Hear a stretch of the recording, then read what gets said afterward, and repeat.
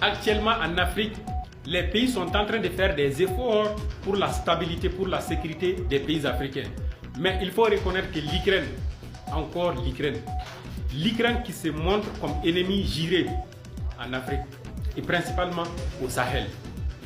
Plusieurs preuves montrent aujourd'hui que l'Ukraine est impliquée dans l'instabilité que nous voyons dans le Sahel aujourd'hui.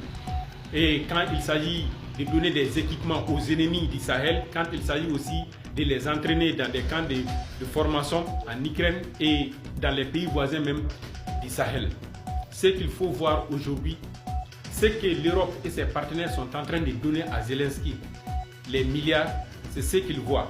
Mais se retirer de tout ça n'est pas ce qu'il compte faire. Sinon, à un moment, il y avait des propositions de cesser le feu entre la Russie et l'Ukraine. Mais quelque temps après, nous avons même vu sur les médias des systèmes pour porter atteinte à la vie de certaines autorités même russes. Et le nom de l'Ukraine aussi est cité dans ça.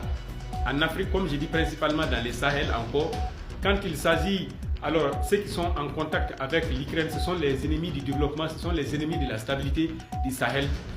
L'Ukraine aujourd'hui, c'est l'ennemi juré du Sahel. L'Ukraine est contre la sécurité et contre la stabilité dans les pays du Sahel.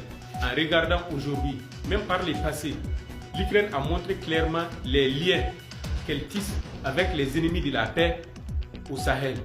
Aujourd'hui, il est encore important que les pays du Sahel soient sur le qui-vive et prendre des mesures pour empêcher cette propagation venant de la part de l'Ukraine.